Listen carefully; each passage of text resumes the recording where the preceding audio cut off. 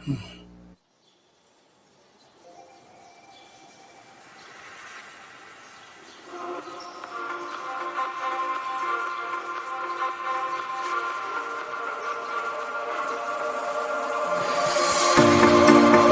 you to walk away.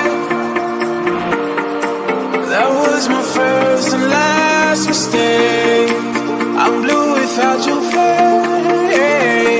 But what can I do? 'Cause I'm just a sinking ship, and you're just a pair of lips that I've lost in the moment. All I want is for you to come back. Now I'm caught in the middle of life, and I need.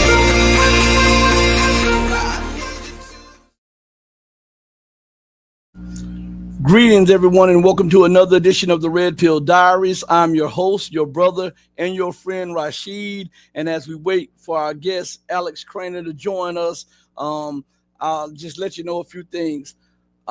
We were set also to have Professor Kevin Barrett on tomorrow, so he's trying to work out something to see about that. So something's scheduling conflict is coming up or something like that, but we're going to try to make it work. Okay, so everybody just bear with that. We just had Brian Beletic on the platform roughly about 30 minutes ago, right? And we gave you a wonderful show. I want to thank each and every one of you for joining me on the most powerful platform for truth, bar none, on God's green earth. This is your platform for education, elevation, and edification. This is the Red Pill Diaries, and I am your host, your brother, and your friend Rashid. Now, Alex told me 1 o'clock Eastern time, so it is 1 o'clock Eastern time, I believe, because it's 12 p.m. Central time. So we'll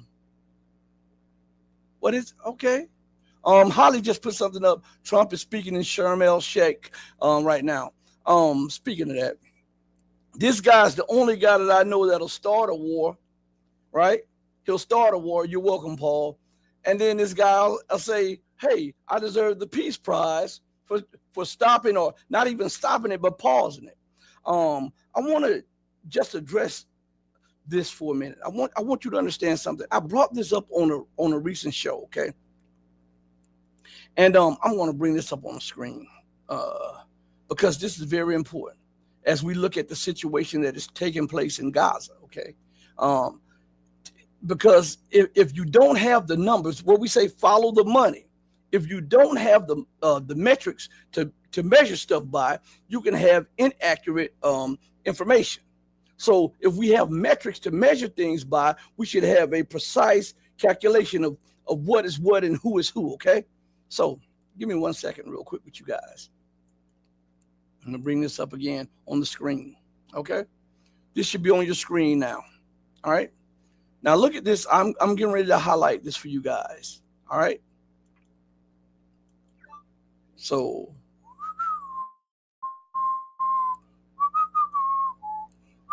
do you see that? Do you see that? Again, we've showed this the other day, but I want you to see this. This man is taking credit for bringing peace to the situation that he started. Holly's Horn says she thinks she sees Starmer too. Yeah, what did I tell you? The U.S. and the U.K. are one and the same. The U.S., the U.K., and Israel are one and the same. What did Joe Biden say? If there wasn't an Israel, we would have to go and invent an Israel for our interests.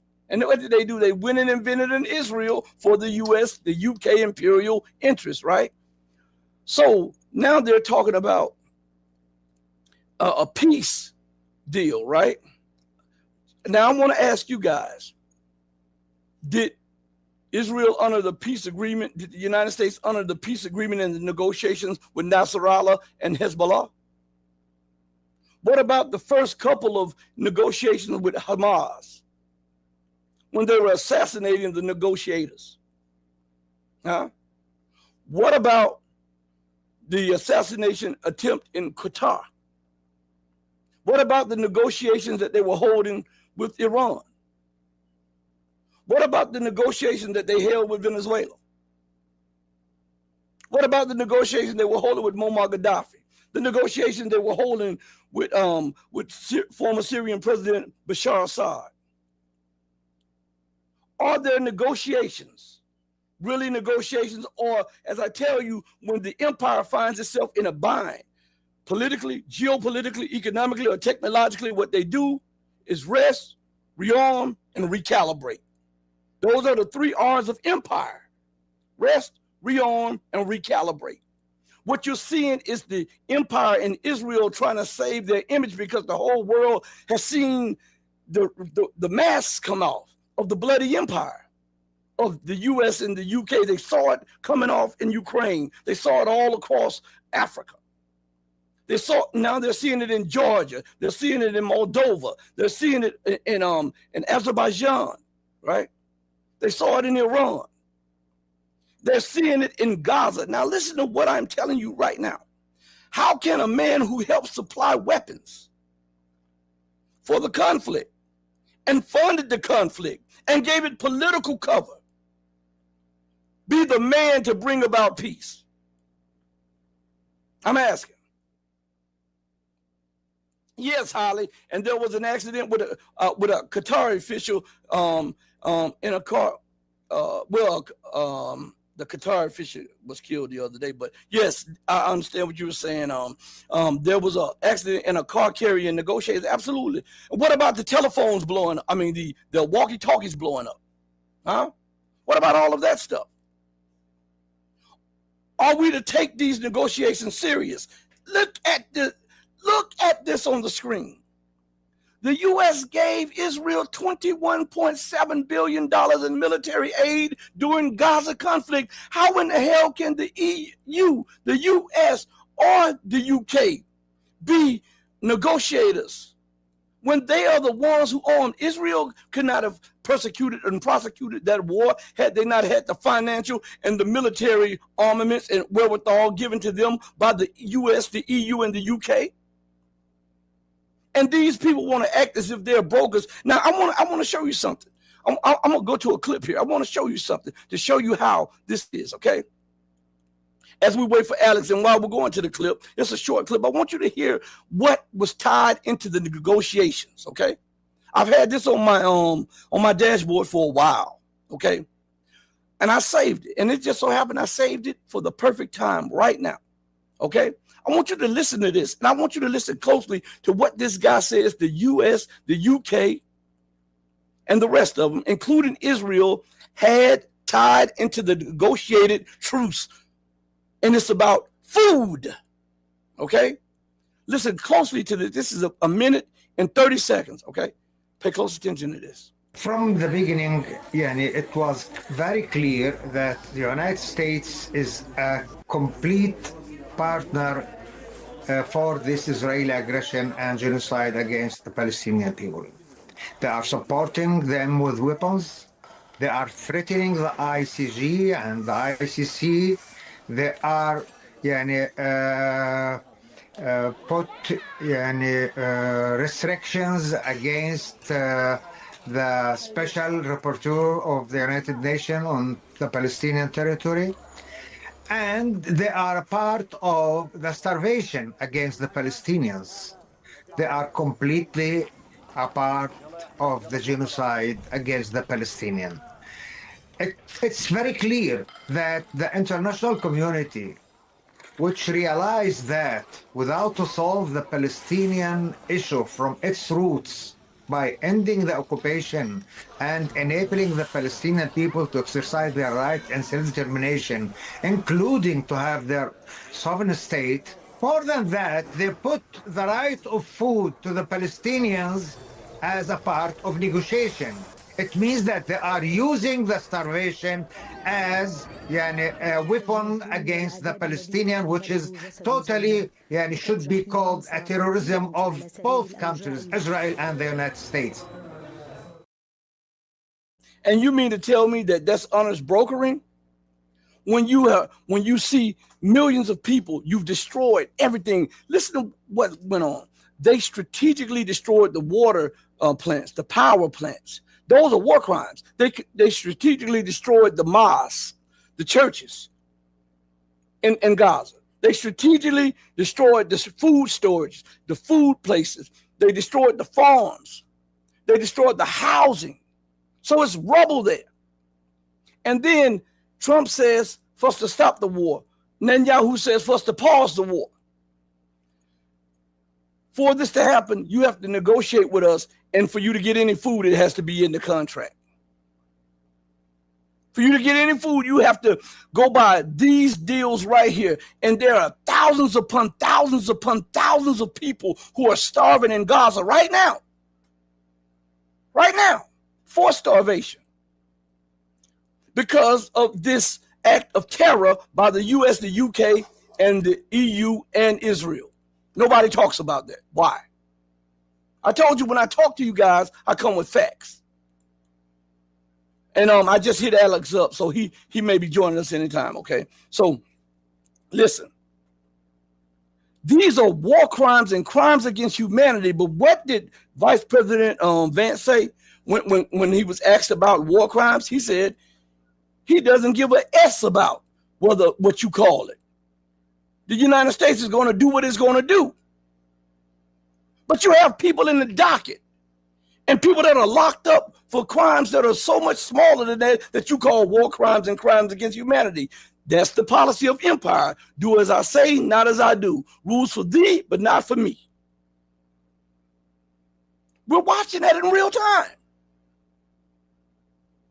If you had not supplied $21.7 billion, there would not have been a sustained war on Gaza. And this does not include all of the other military appropriations that they give to them, the financial appropriations that they give to Israel. This was just during the Gaza war, the genocidal war that they've executed across Gaza, and not only in Gaza, but also in the West Bank and other occupied areas. Lee Argent says, Hamas accepted the deal knowing full well it would be violated, showing the world Israel and America really are beyond negotiating with. Well, you know, Iran did the same thing. Hezbollah did the same thing. But when they do that, they put at risk so many more lives. Yes, it's strategic and they should do it, but they should prepare the people for what they're doing. Because they've suffered so much. You understand? The United States, the UK, the EU, and Israel are not to be trusted. Time is against them. Remember that without US funding, without UK funding, which both nations are essentially bankrupt anyhow, Israel would be bankrupt. Do you know that? Go Google it. Oh, and Laura G says J.D. Vance is wholly owned subsidiary of Palantir and Peter Thiel. Mic drop moment. Boom. Zionist sadist owner. Yes, that's a mic drop moment, Laura. Boom. Yes, absolutely. So they're using food as a weapon. Where else do we see that? Let's see if that's just a staple in Palestine, okay? Let's see if that's just a staple. Didn't they do that in Syria? They robbed, they bombed it, they had an influx of terror in there, they had destabilization. Then the United States went and seized the arable land that produced wheat and corn and all of the crops for the Syrian people. And then they set on the oil fields, and then they sanctioned Syria so that Syria couldn't bring in money so that they could feed and pay the soldiers and feed the people. Do you see what I mean? And this took place not over a day, but over years.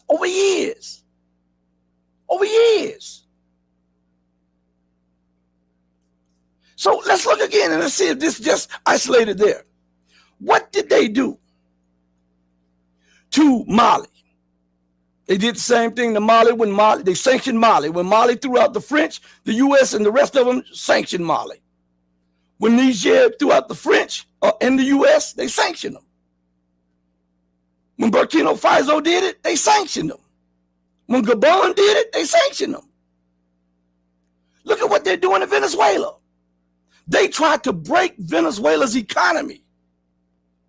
The United States stole the assets of Venezuela. You know, Citgo. Citgo was a subsidiary of Venezuela. The U.S. sanctioned it, took the assets, and now it's Cumberland, I believe. I believe now it's another name for them now, Cumberland. And they tried to sanction Venezuela to break the back of bread so that inflation could shoot up and that the people there who were supporters of Maduro would rise up against him because they would be hungry and they would be tired of being under sanctions. We see this. This is the trick of the empire. But to do this in such a way, they do it here. They do it in America. Let me go. UTX is in the studio. Thank you so much. Alex is in the building. I got to bring my guy in. This is my friend, my colleague, Alex Krainer, without any further delay. How's it going, Alex?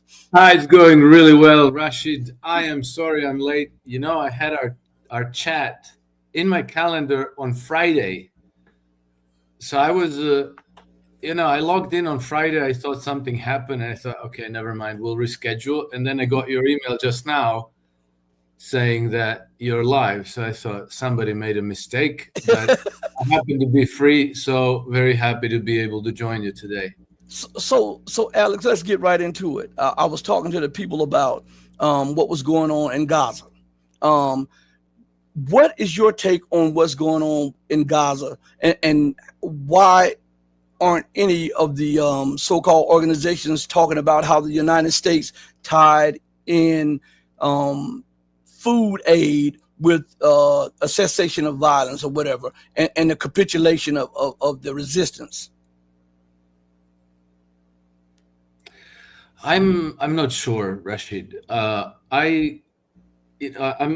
was looking at something else in this. I don't know if the peace is going to hold. There's a lot of pessimism. A lot of people are pessimistic, but apparently it has real buy-in from the major actors in the region, and so far, a firm commitment from the two parties to the peace. Well, you know, the two opposed parties in the conflict is the Israelis and Hamas, because on the 10th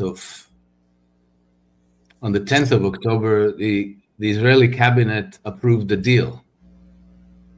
So I expect that there's going to be hiccups, that there's going to be problems, and that there are certain aspects to this deal that are unclear as of yet. For example, I think that Trump probably wasn't meant to mention this. Maybe he ran his mouth, but he mentioned that Hamas is going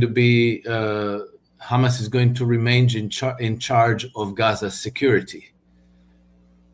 And then he was asked about this on his way to Egypt, and he said, like, well, you know, they lost a lot of people, and they are, you know, I don't know. He gave some kind of a, not flippant, but I think deceitful explanation for this, because obviously this is going to be very unpalatable to the Israeli side. What strikes me about the whole thing, if the deal holds, I think, to me, a very important aspect of it is that it's a massive slap in the face to the Western Empire. I have to explain this. What I regard as Western Empire, you know, it's not the United States.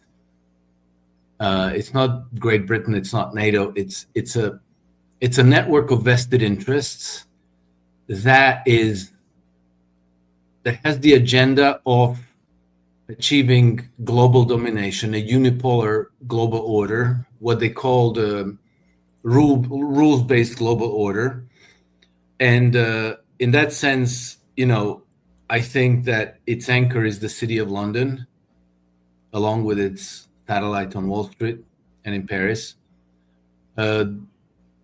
Invariably, the British governments, successive ones, whether Labour or Tory or whatever, they're always on they always toe the imperial line, right? And then, in the United States is the neocons. So we had them pretty much in control of U.S. foreign policy for many administrations, but particularly under Biden administration, you had Victoria Nuland and Jake Sullivan and Anthony Blinken. So to me, this is the imperial cabal, the imperial guard. And they obviously are the vestige of the undead British Empire, which is who created Israel in the first place, right? It's the British Empire that created Israel. And they created Israel for a reason, and that reason is to prevent peace from ever taking hold in the Middle East. It was there exactly for the opposite reason of what Trump just achieved. However fragile it may be, he brokered it. And so now they're extremely, extremely embarrassed. And you had the British Minister of Education, Secretary or Chancellor, whatever, come on Sky News yesterday on Sunday, and she tried to claim credit for this peace deal. She said, "Oh yeah, we were very active in the background to achieve this, to shape this deal." And then when the interviewer of Sky News asked her, like what? What did you do? She went into this word salad that was, like listening to somebody give a book report about a book they never read. It was exactly like that. Only, with a posh accent and this hollow eloquence that they all train it in. Because what is the thing? They created Israel as a beachhead in the Middle East to control the region, to have their hegemony over all the region's resources and trade routes. And then they have to justify why this region is perpetually at peace, because it's just so complicated. It's so complicated. There's these centuries of hatred that, us, unblemished Westerners, we can't possibly understand this with our pure hearts. And then Trump walks in, right? He's been in the office, 10 months? And he cobbles up something together. And it seems good. Day 4, it seems good. And people seem to be taking it very seriously.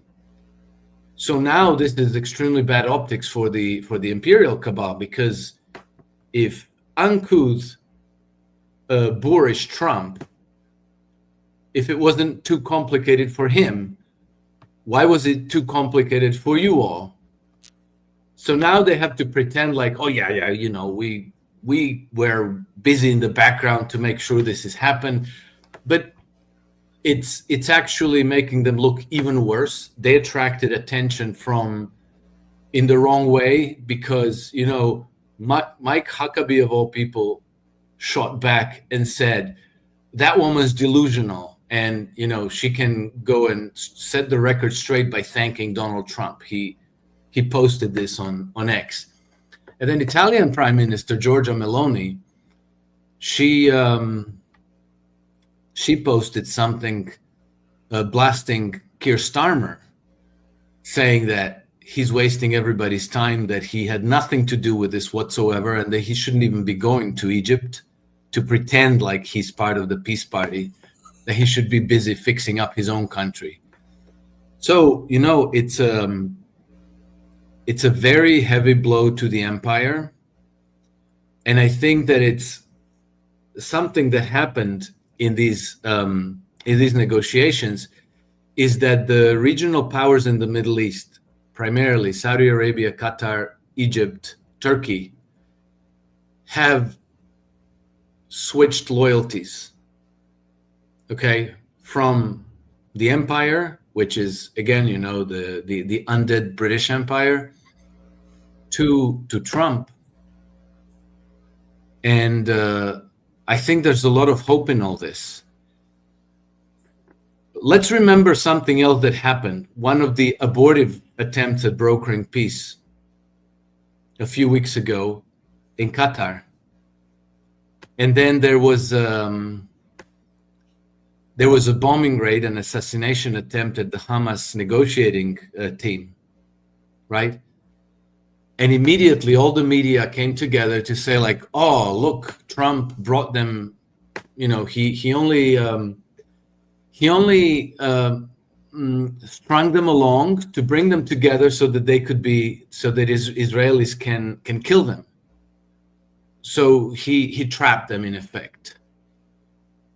But nobody, I don't know why. This is a known, on the record fact. Nobody mentions that at the time when the bombing raid happened, there was a British RAF, Royal Air Force aircraft that was circling Qatar for several hours. And then when the Israeli jets were flying off, there were British tanker planes in place to refuel the Israeli jets returning to Israel.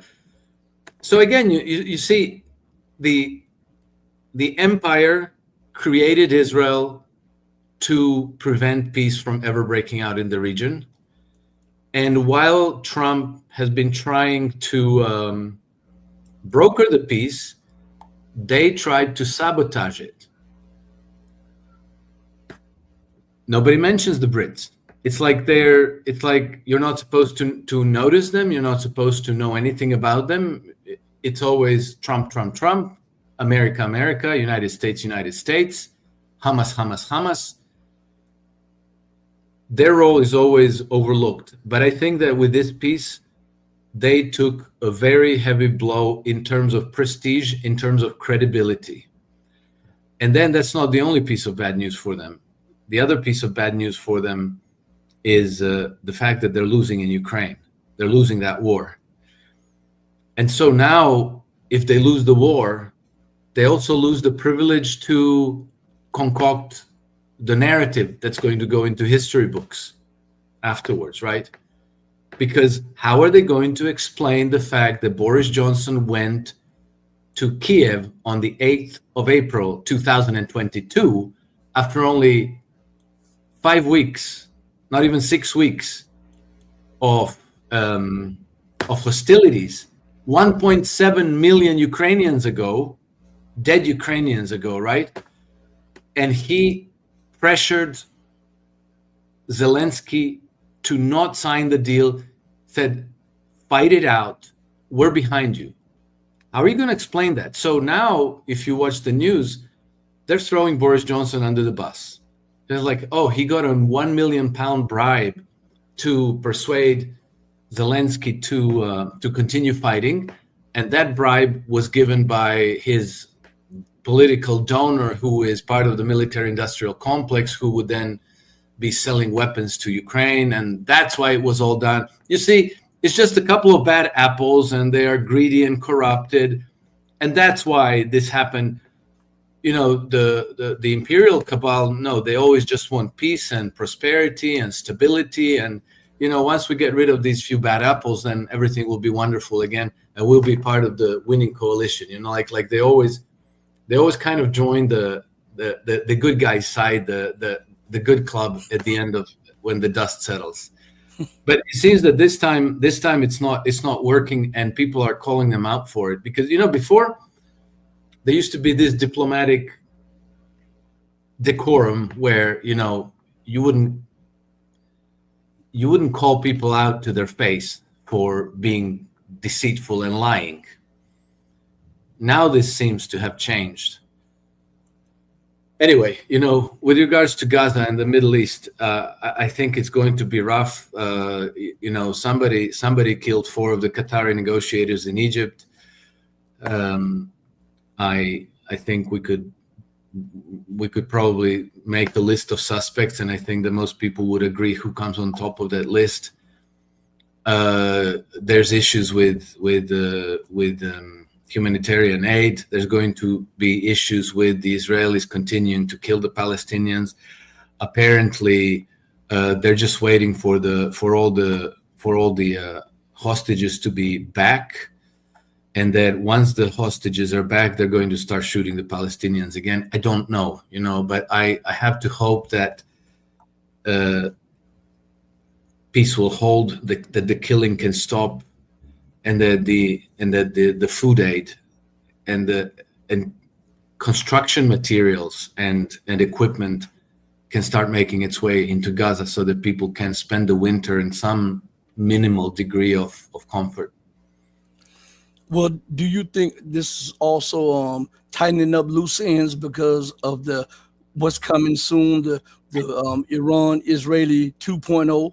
Because think about this, even while negotiations are going on, the United States and Great Britain are continually deploying troops, weapons, on war material to the Middle East. They're not doing this just to play patty cake, because deployments cost money, and so does these weapons. And the weapons manufacturers need to make money by demonstrating their weapons. So, do you think that what is going on? They're trying to put the fire, or dial down the fire there, so that they can focus completely on Iran on their next go around. Well, that's one of the hypotheses. I don't know that one is true. We're in a blizzard of psyops. It's hard to know what is the truth. But on Friday or Saturday, so 2-3 days ago, Vladimir Putin came out and said that he received a message from the Israelis, I think maybe Benjamin Netanyahu himself, saying, we're no longer interested in going to war against Iran. And he asked Vladimir Putin to please convey that message to Tehran, to the Iranians. And apparently Vladimir Putin has done so. And then the Iranians themselves came out and confirmed that they have received the message from Vladimir Putin, that the Israelis have said that they're no longer interested in going to war against Iran. Now, if Benjamin Netanyahu says, we're not going to attack you,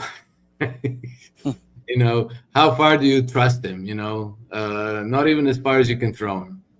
So I don't know what to tell you about that. But,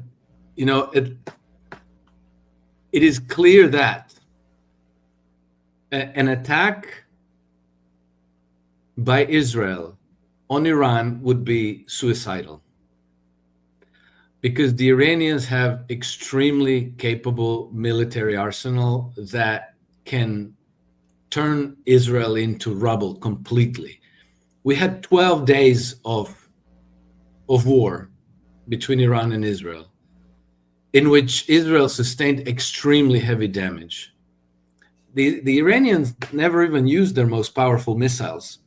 And in Haaretz, in the aftermath of that war, there was an article in which the Israelis admitted that just one Iranian missile destroyed 28 buildings in Tel Aviv. Now, I don't know if that's true, but that's what Haaretz published. Well, that was 12 days. Iran has enough missiles and drones to keep up a conveyor belt of drones and missiles for 2 years straight, 24/7. There's going to be nothing left of Iran. Of Israel. Israel's whole long shot hope is to get the mess started and then to draw the United States to fight their war for them. But this is no longer 1990s. The United States can't fight that war for them. It would be disastrous for the United States. The Iranians can reach all 60 of Western military bases in the region with 22,000 American troops there. And it can reach their naval assets near the Persian Gulf, in the Red Sea, and everywhere. And they can sink them. They have extremely accurate hypersonic missiles. There's no defense against them. They can sink those ships. Thousands of American sailors and Marines are going to be sacrificed. Trump understands this. The people at the Pentagon understand this. They don't want this to happen. So I suspect that Trump probably told Netanyahu, look, you start something with Iranians, you're on your own. We're not interested. And you know why? Not because he's nice, but because he knows that it would be political suicide for him. Like if a few thousand American sailors end up on the bottom of the sea, that will be the end of his administration, the end of his political career, the end of everything he's trying to accomplish. And so I expect that he told Bibi Netanyahu, forget it, start something, you're on your own, fight it out yourself. And the Israelis are also not stupid. They saw what happened to them. And so I think that there's a good chance that this communication from Israelis to Putin to the Iranians is actually genuine, and that there will be no war between Israel and Iran, and there's going to be no war between the Americans and Iran either. I follow that up with I was listening to a lot of people in Iran talking about that communicate from Netanyahu, and they were saying that they don't believe him, and they have their powder dry just in case something comes up, and they're prepared for whatever. And remember, Netanyahu and Trump also conveyed similar messages to Nasrallah before they assassinated him, and they conveyed certain similar messages to the negotiating team of Hamas multiple times before those assassination teams took place, and before they overthrew the Syrian government under Assad. They conveyed the same. They even sent ambassadors to talk to Assad before the overthrow of Assad. So I don't think Iran is buying it, and one reason why I think war is coming is because America and Israel, they're out of time. They're out of it's a bank. Both of them are bankrupt. Both of them are losing their position. Both of them are losing their power. And everywhere you look, everything that they engage in, they lose or it becomes worse. Now, we can say that Israel and America knows that Iran could do X, Y, and Z. And Trump does not want to have that on him. But if we flip that and play devil's advocate, we can say, what could Iran do to the United States that Russia couldn't do? Remember, Trump is talking about releasing strategic class weapons in Ukraine to strike deep into Russian territory. Russia is the largest nuclear power on the planet. So if they're willing to push the envelope with the most powerful nuclear nation on the planet, I'm pretty sure that they are willing to push it, because if they don't, the Belt and Road goes through Iran. The north-south corridor goes through Iran. So the trade routes bypasses all of the choke points, the island chains for China, the choke points in the Malacca Straits. This means that now you have Iran trading in yuan, you have India trading in yuan, you have Russia trading in yuan, Venezuela, you have Niger, you have most, and the BRIC nations are doing this now. This is a threat to U.S. hegemony and dollar hegemony, which means that in essence is a threat to the rules-based international order. And I believe these people are so psychotic and sociopathic that they're prepared to burn the whole building down if they cannot get what they want, and they're willing to risk anybody. And we see that, how they have risked 1.7 million Ukrainians as if it was nothing. No, I agree with everything you said, Rashid. But there's, we have to be, clear that Donald Trump and his government is not the same as Joe Biden and his government.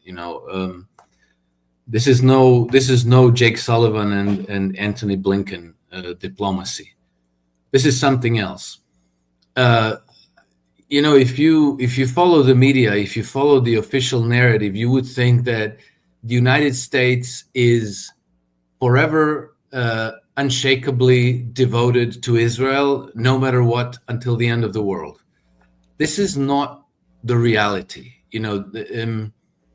I've been saying now for months, probably maybe years, since Trump had his first term in office, that if I were a Zionist, if I were an ardent Zionist, that I would not trust Trump.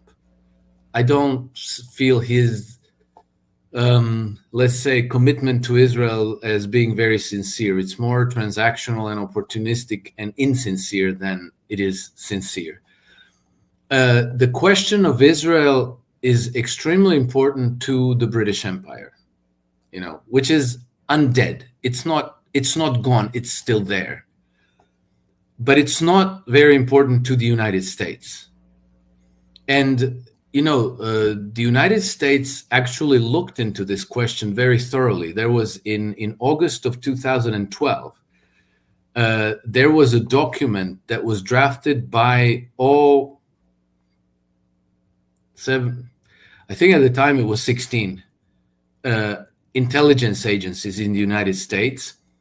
And they drafted a document. It was called U.S.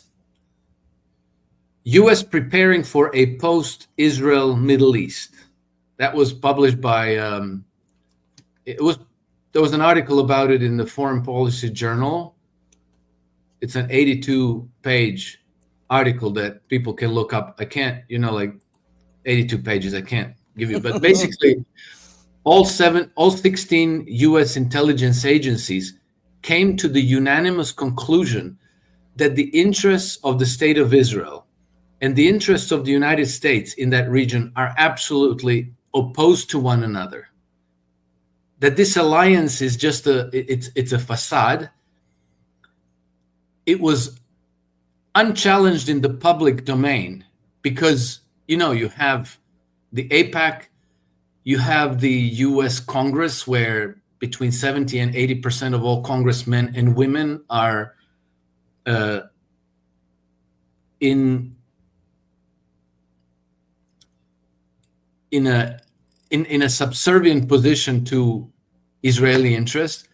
Where if Benjamin Netanyahu descends and reads IDF manual about how to kill Palestinian toddlers, he's going to get 55 standing ovations.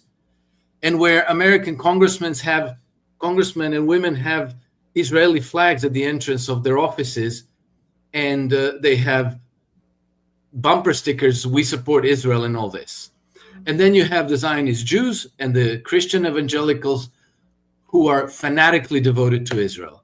And all this exists there before Trump came to office. It exists there before 2012. And it's been entrenched there for as long as Israel has existed. And that's why, in the official narrative that is still being perpetuated in the mainstream media and by all the politicians and talking heads in the media, you would get the impression that whatever Israel decides, the United States follows. But in the, inside of the government, in the Pentagon, in the at least some of the intelligence agencies, there's an awareness that the umbilical cord needs to be cut. And I think that Trump and his government understand this.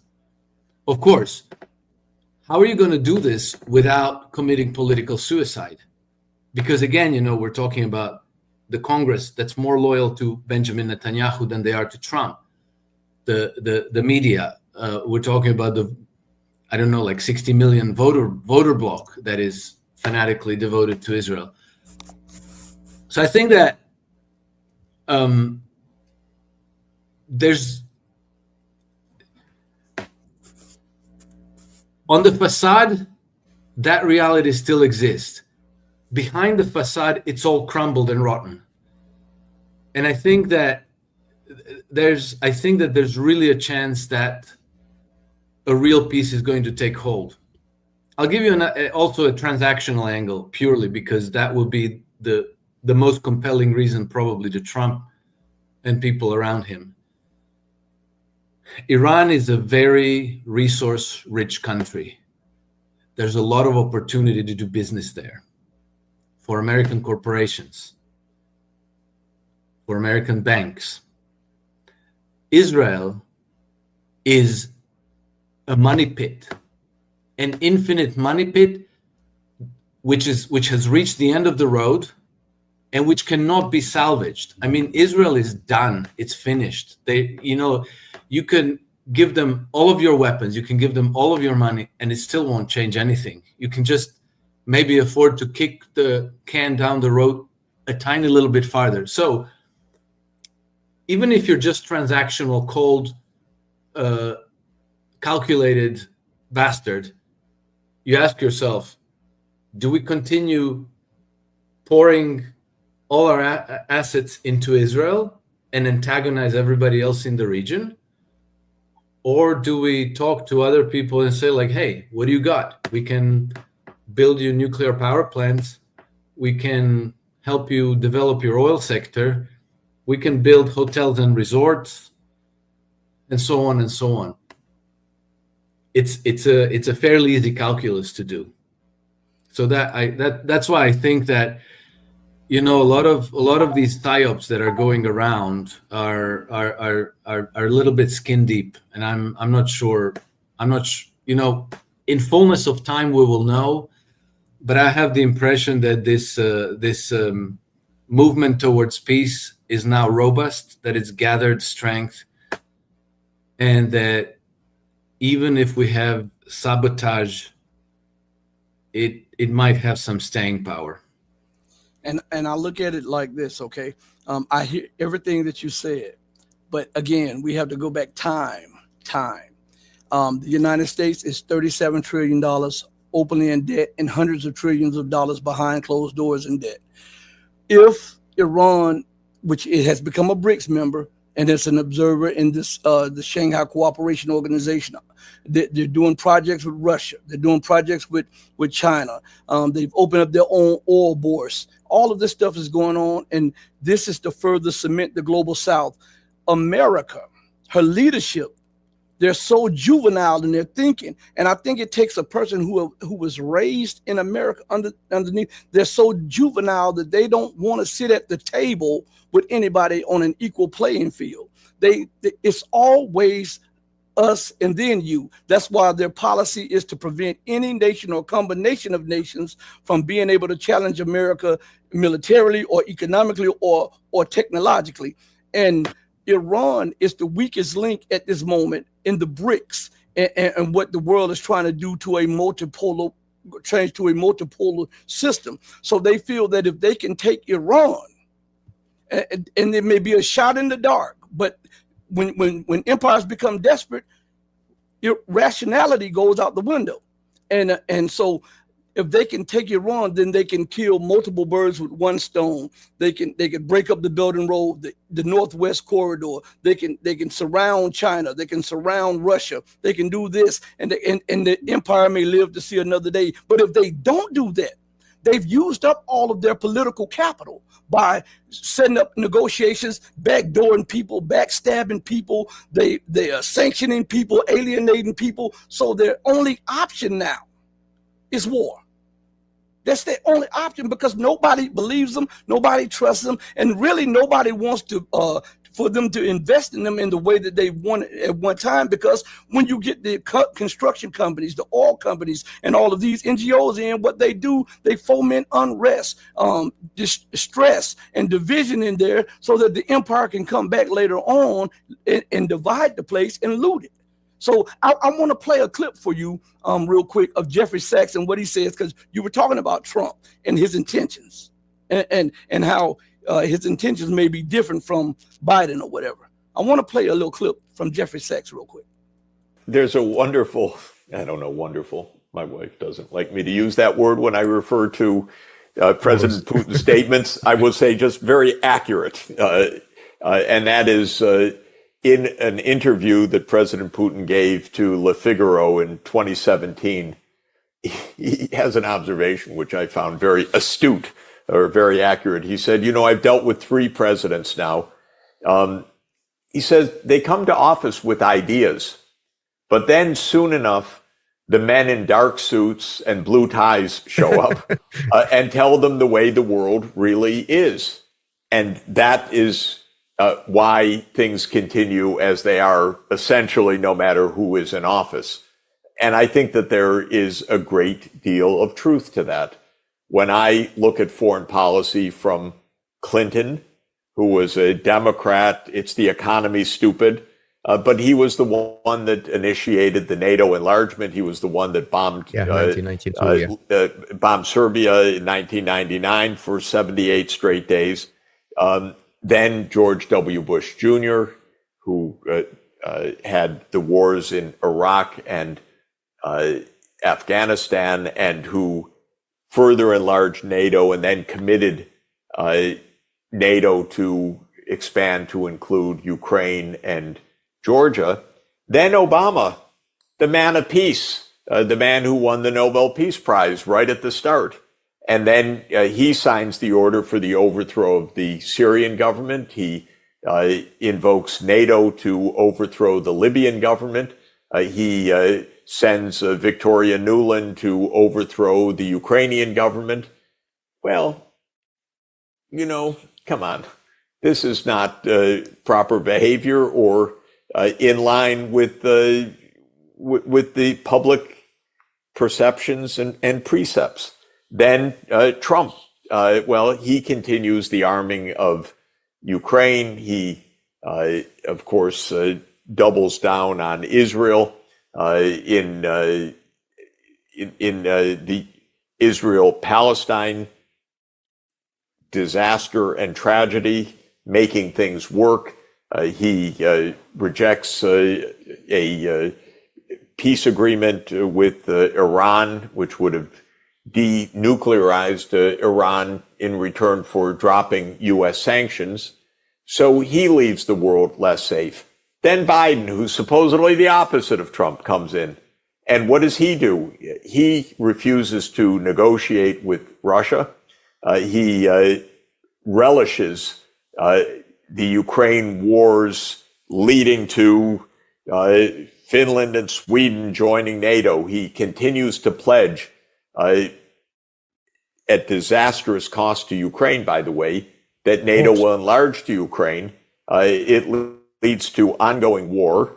It leads to destruction of Ukraine. It leads to the impossibility of a peace agreement.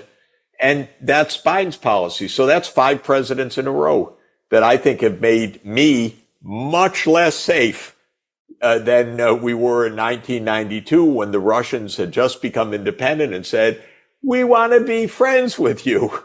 And the United States said, well, that's fine. Get in line and, respect us because we're going to run the show now. And this is essentially our circumstance. We are more in danger, but every president, supposedly left or right, basically has listened to the men in the dark suits and blue ties. So thank you, Alora G, for the $5 super chat. She says, what if the globalist goal is to destroy BRICS, not regular business transactions? Globalists won't go quietly. Thanks. Now, on her point here is that everything is dependent now on the rise of China and the reemergence of Russia for the global, for this multipolar world or something. The United States will not take kindly to that, and her world is falling. This is what I'm trying to say.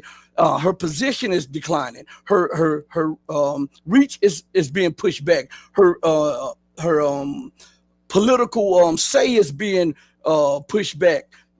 At every point where she once dominated, and she's no longer the dominant power. Hell, if you look, Iran has hypersonic weapons. North Korea has hypersonic weapons. The Houthis have hypersonic weapons. Russia has hypersonic weapons. China has hypersonic weapons. And even the great big bad United States does not have hypersonic weapons. And what I'm saying is they see their world teetering on collapse. And they see Iran as the linchpin because of where it is. And this is why Trump never denounced American imperialism. I hear all of the presidents before them. They always say America must lead. America must do this. They just have a different way of presenting imperialism. They don't want America to be equal or second fiddle. They want America to be the top. And for that to happen, when her world is collapsing and the debt continues to accumulate, remember, this is a service-based economy. They don't produce anything. So the dollar is accepted just on good faith. Now we're seeing different areas of the world saying no longer, no. We'll trade with each other. We'll do this. And Iran stands right in the center of that. For them to have a chance to maintain their world order much longer, they have to take out Iran. They got to try to take out Iran, or else the whole empire implodes. Yeah, but Rashid, the whole empire implodes anyhow, right? With or without taking out Iran. Because there hasn't been an empire which hasn't imploded in the history. Absolutely. Empires invariably deplete their host nations. Invariably. This is something that happened to the United States as well. The United States has been on this trajectory not for the last 10 months. It's been on that trajectory for at least 30 years. Mm-hmm. And there's no reversing it, even if you take down Iran. And you mentioned $37 trillion of debt. That's true. How did that happen? Well,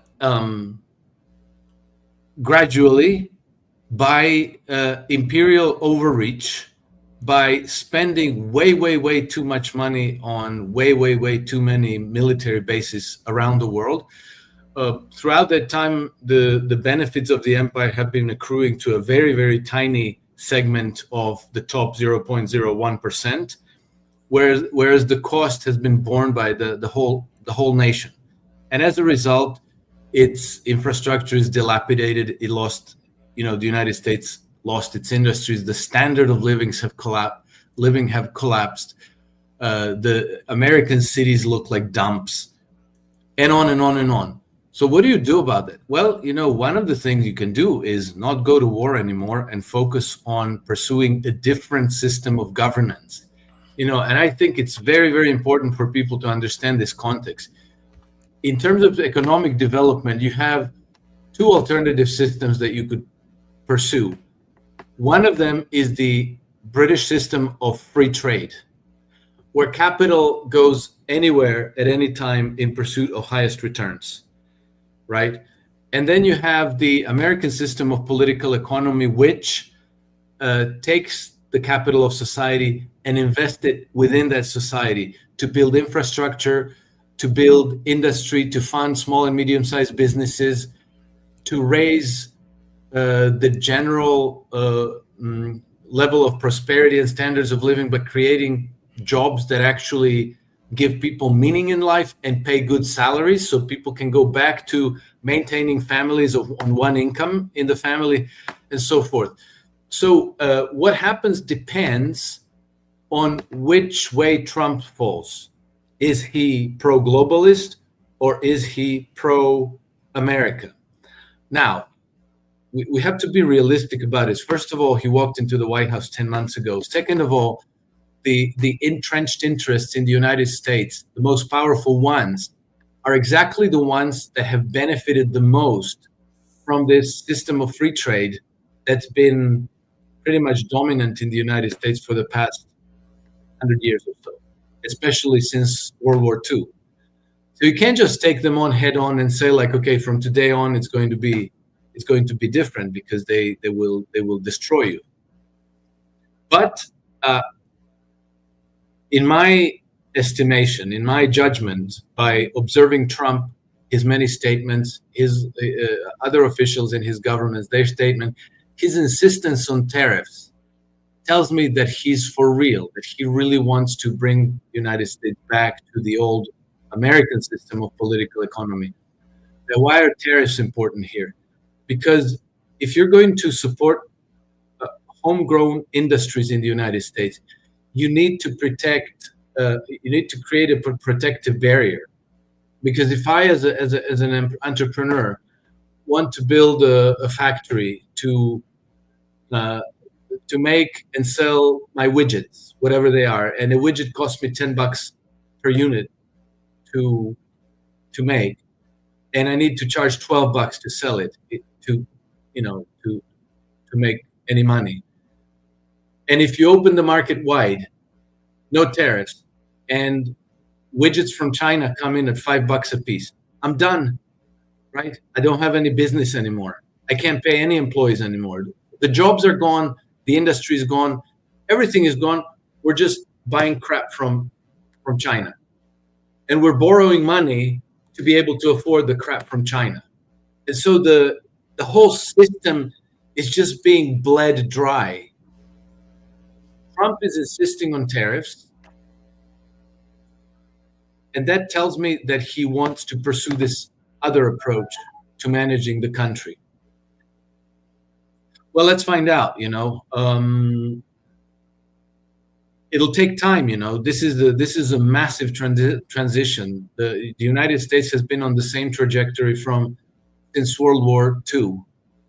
And turning course is like turning a super tanker 180 degrees. It's not going to happen overnight. It's not going to go smoothly. It's not going to be obvious to anybody. But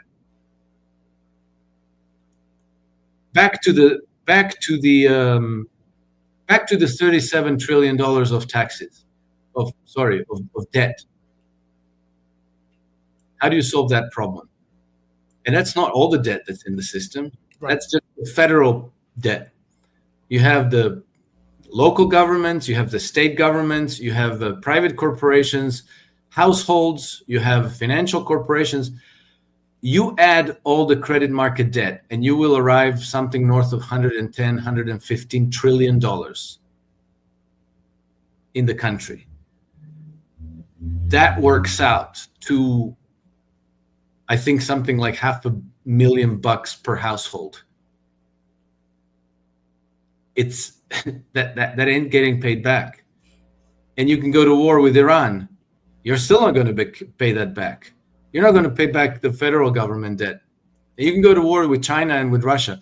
Every war sets you back, right? Every war sets you back. You're not being better. So what do? You crash the dollar and you pay those debts with worthless dollars, which is, default through inflation. As it happens today, the biggest foreign holder of U.S. debt is who? The Federal Reserve. No, foreign. Oh, Japan, right? No, Japan. Not anymore. It used to be China, it used to be Japan. Now it's the UK, apparently. So you're going to shaft them. Okay. They've been, people forget who you declared independence from. People celebrate Independence Day, but the whole idea of independence from who got lost? Great Britain. Great Britain has been the massive leech on the United States since the beginning.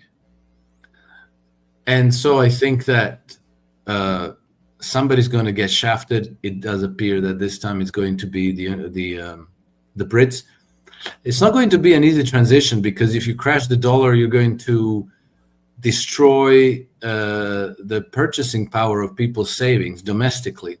But it appears to me that what I read Stephen Mirren's paper, which, okay, I have some questions, but it doesn't matter. It seems to me that the way Trump and his governments are going to try to solve that problem is by creating dual circulation. So there's going to be a domestic dollar, and there's going to be a foreign dollar that's going to be used as a trade currency and as a reserve currency for whoever uses it, right?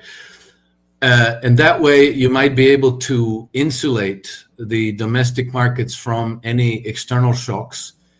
And you might also be able to crash the foreign market without doing too much damage to your domestic economy. So are they going to succeed at this? I don't know. We're only going to know when this starts to happen. But this is apparently what they're planning to do. And this is what you're going to have to do because there's no way you're paying $500,000 worth of debt per household. It doesn't matter what you do.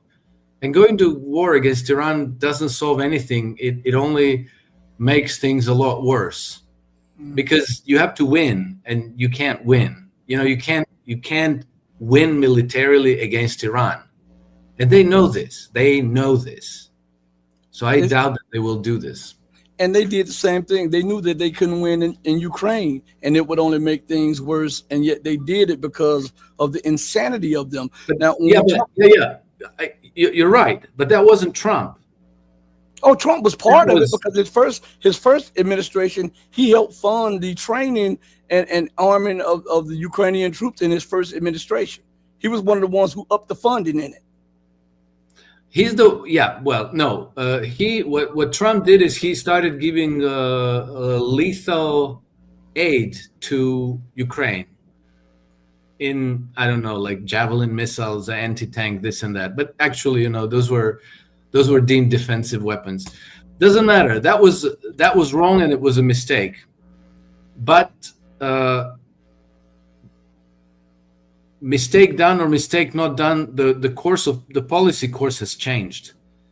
The coup happened on Obama's watch, and even Obama, actually, I've looked in very small detail into how this happened.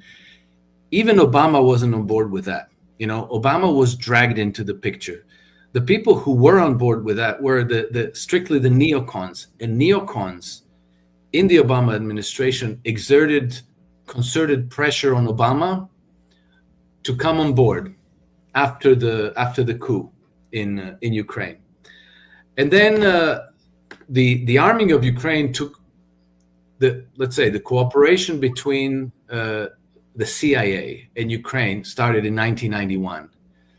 The cooperation between NATO and Ukraine started right about that time, but by 1997 already they had formalized agreement on distinctive partnership, which they signed in Madrid in 1997. And from then on, it just went. It had its momentum, and Trump had a role. But when he says this is not my war, this really is not his war. It's primarily Biden's role, and the administration that was put together around Biden. I don't know if Biden even knew where he was, but people like Blinken, Victoria Nuland, Jake Sullivan, they knew very well. Jake Sullivan is tight with Hillary Clinton, but he's also tight with Jonathan Powell, who is the former chief of staff to Tony Blair. Remember, any formula that leaves out the city of London, you're missing an element, and you're probably missing the most important element in understanding that formula. So, 12 days after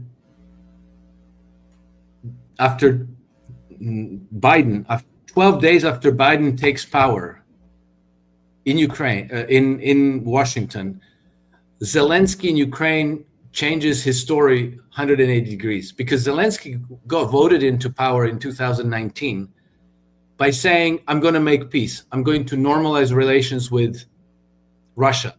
I'm going to re-legalize Russian language in the east of the country. People overwhelmingly voted for him. And while Trump was in office, Zelensky was behaving himself. And Ukraine was kind of in a tense condition of a frozen conflict. Things weren't getting worse. Biden gets into the White House. Things start to deteriorate precipitously immediately. After his first phone call with Biden, Zelensky immediately goes, cancels 3 of the largest opposition television stations. 2 weeks later, he arrests the leading opposition member, Viktor Medvedchuk, who would have won the next elections if they were allowed to be held. He was by now way more popular than Zelensky. And from there on, a rapid acceleration towards the actual hot war starts to take place. The war started barely a year after Biden was in the White House. This was his war. In 4 years of Trump in the White House, the conflict was frozen. It wasn't going anywhere. The fact that Trump transferred them some lethal aid doesn't change this. It's almost like a marginal issue. It didn't create that war. Biden administration deliberately drove to make that war happen. I believe it's a continuity of agenda, as Brian Berletic and I often say, regardless of the president. They may have a little latitude left and right, but the car is still going to go on that policy by those think tanks and those powers behind. And I want to, since you were talking about a debt for a minute before, because I know we don't have much time left, I want to play this 2-minute clip for you about Jack Ma and how he's talking about the situation with the United States and how they blame everybody else. And this comes courtesy of Jimmy Dore's show. So I want you to just listen to this. Jack Ma, so he created Alibaba, which is the Amazon of Asia. He sees it clear as day. For 3 decades, the United States corporations raked in obscene amount of cash. So let's listen to Jack Ma. Let's listen to what he says. We just want to control the IP. We just want to technology. So he's saying that's what the United States said. We just want to control the technology and the IP. Want the brand, leave the lower end jobs for the world. Great strategy. The past 30 years, IBM, Cisco, Microsoft, they made tons of money. The profit they made are much more than the 4 largest banks in China. But where the money? So the American corporations made tons of cash, made way more money than all the banks in China. Where'd all that money go? Where'd it go? There you go. Past 30 years, the American had 13 wars, spending $14.2 trillion. The money going there. What if they spend a part of that money on building up the infrastructure, helping the white collars and blue collars? No matter how strategy good it is, you're supposed to spend money on your own people. And the other money, which I'm curious about, is that when I was young, I heard America is about Ford and Boeing, those big manufacturing companies. The last 10, 20 years, I heard about is Silicon Valley and Wall Street. That's it. The money go to the Wall Street. And what happened? Year 2008. The financial crisis wiped out $19.2 trillion USA alone. They wiped out all the white collars and destroyed 34 million jobs globally. So what if the money is not Wall Street? What if the money spent on the Middle East, Middle West of the United States, developing the industry there? That could be changed a lot. So it's not the other countries steal jobs from you guys. It is your strategy. So this was America's strategy. China didn't steal our jobs. This was American corporations' big idea. It wasn't China's idea that America would take our manufacturing and send it to them. That was our idea. Why? Because it would increase corporate profits, because they could make their products cheaper. And then the corporations could get richer, and then they could buy jets, and they could buy yachts, and they could buy golf courses. But they didn't invest any of that money back in the Midwest. They put all that money into that stuff, or they put it into bombs for the Middle East. So now, Trump, he said that the United States was going to upgrade its nuclear arsenal to the tune of, I think, $10 trillion over 10 years. Also, I want to bring something up on the screen for you real quick. I brought it up earlier on the screen. I want you to see this right here. It says the U.S. gave $21.7 billion in military aid during Gaza conflict. All right. Now, according to, I'm looking at the HUD research thing right below me. And this is from Advocacy to Alleviate Homelessness, Inc. You can go to their website. They have the whole PDF file about the HUD study and stuff. It says that according to HUD, which is a government office, it says it would cost $20 billion to end homelessness, which is less than half that is spent on weight loss and self-help. Now, That is $1.7 billion less than what they have given to Israel. How can that be America first when you spend more on a foreign entity than the people in America? 20 billion to eradicate homelessness. And then another study said that if they added if it was $40+ billion, it would not only eradicate homelessness, but it would eradicate poverty across the board across America. And yet you have the United States under all of the presidents from Obama to Biden to Trump or whatever have allocated more money to funding the Ukrainian government to the tunes of hundreds of billions of dollars, when only 40 billion was necessary to eradicate homelessness and poverty at home. Yet they're cutting pensions and benefits for veterans, Head Start, for college students, for schools, for free lunches, and yet they're paying the bills. How can that be America first? And how can that be not a spit in the face to the people? Well, it isn't. I mean, that's clearly wrong. But you know what?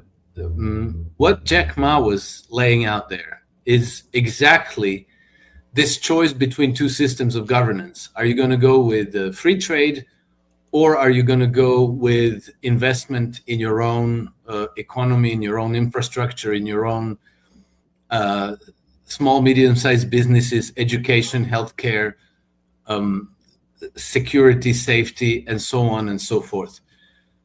So that's not a thing you can do with the flick of a switch, because you're going to have extremely powerful vested interests that are going to try to pull the system to where their privilege originates, which since World War II, since even before World War II, was this system of free trade that says you make money by selling stuff anywhere in the world.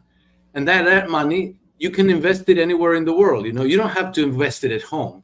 You don't have to create jobs at home. You can create jobs in Mexico and in China and in Taiwan and in Africa. Well, you know, if you create capital controls, if you introduce tariffs, you begin to change this. But it's going to take time for people to be able to make those investments, hire people, produce crap, repair the infrastructure, and so on. That's not going to happen in a year's time. You know, Russian transformation from being the last dump in the world in 1999 to today has been going on for 25 years. And I was in Russia in 2006, and it looked like a dump. And then I was in Russia in 2015, and it looked very nice. It looked like any normal Western European place. Today, Russia has eclipsed Western Europe and probably the United States as well.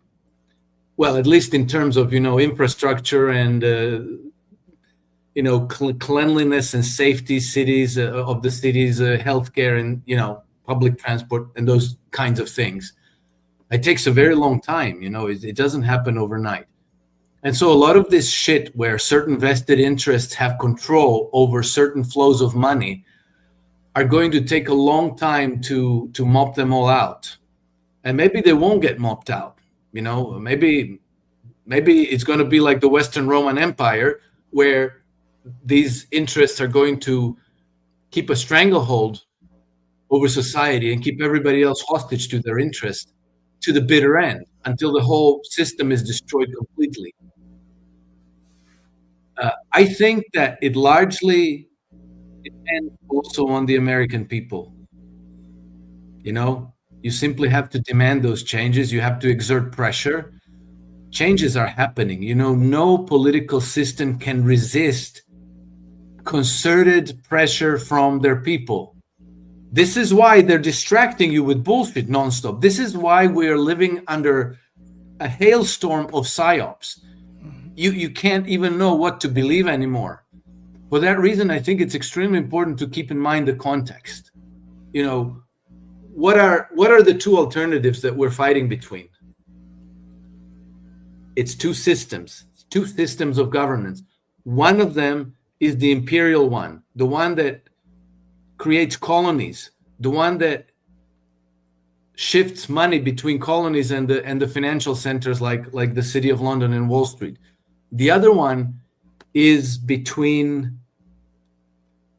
the other one is using capital to build up the domestic economy. Now, it's very hard for people to imagine this because we have all grown up under this system of free trade for a few generations. It's hard to even imagine what the other, but the other system, it's called Hamiltonian, right? Because it was promulgated by Alexander Hamilton in the beginning of the 19th century. It turned the United States from a patchwork of colonies. Colonies are always backwards dumps. It turned the United States into the global superpower, which is why the British intervened to orchestrate the Civil War, to try to break the Union again into a set of colonies and make them clients of the empire and make them backwards again. The same model was applied in Germany in the second half of the 19th century. Absolutely spectacular results, to the extent that the British had to orchestrate World War II to cut Germany down to size. The same system was applied in China over the last 40 years. So the difference is absolutely spectacular. Look, I'm going to publish something soon on my Substack about this. I'll try to make it. This is really important to know and understand, so that you know what you're fighting for. I'm working now to try to make it digestible because not everybody studied economics, not everybody tolerates the bullshit jargon that's being So I'll try to put this together. I mean, I already have, but it takes a while to put together, and because I want to put it also into a video. But pay attention to this and understand that your destiny is in your hands. No political system can resist the power of the people. I promise you that. History is 100% a testament to this. So if anybody out there thinks that they're helpless and that there's no way to change anything, you're wrong. Man, once again, Alex, thank you, man, for your time, man. I really appreciate it, man. We have to play devil's advocate sometimes, and we have to, because I saw someone in the comments say, stop. I'm not going to use the curse word, but it's being, and because I was bringing up certain points, I want to tell that person on this platform that, listen, on this platform, you're allowed to have different views. You're allowed to speak your mind so long as it's respectful. We don't cater to the Democrats or the Republicans because they're both two sides of the same coin.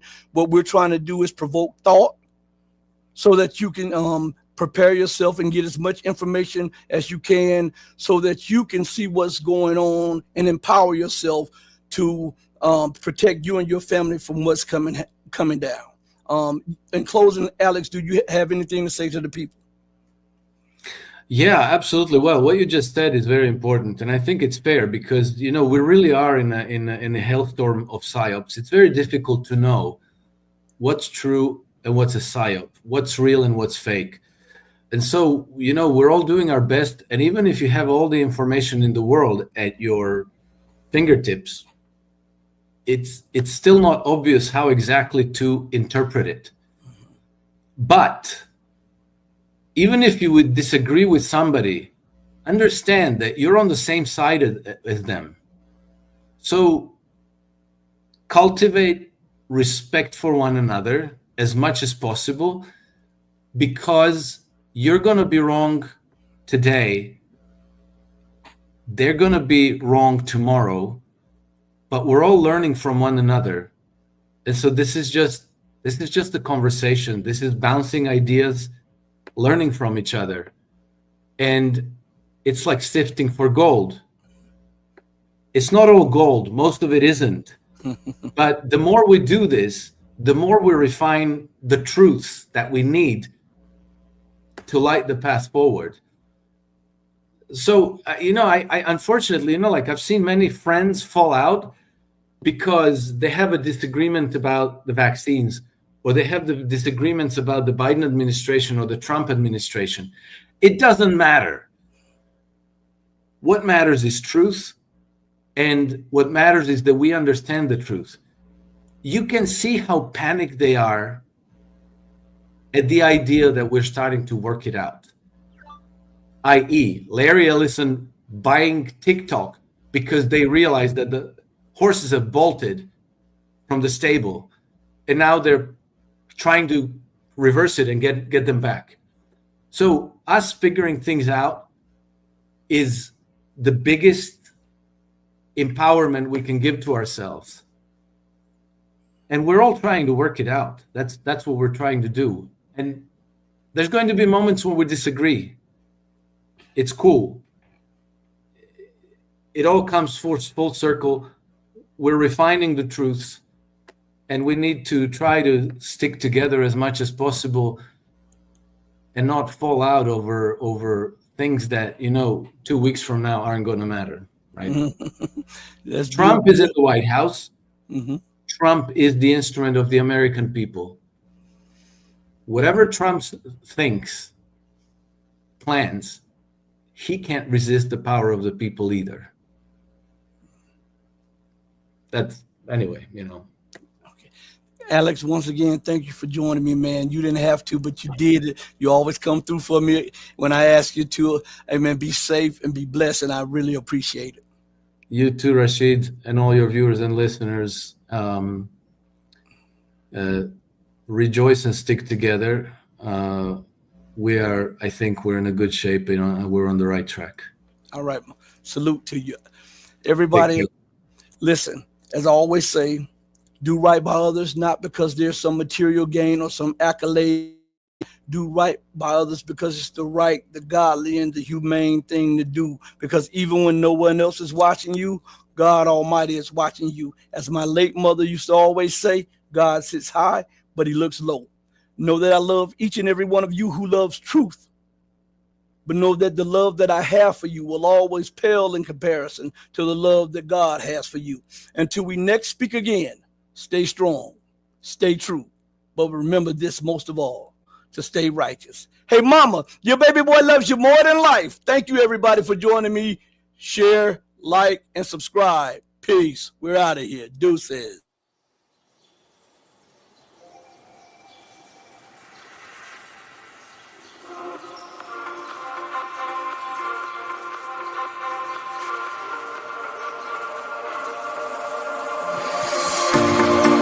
Told you to walk away. That was my first and last mistake. I'm blue without your face. But what can I do? 'Cause I'm just a sinking ship, and you're just a pair of lips that I've lost.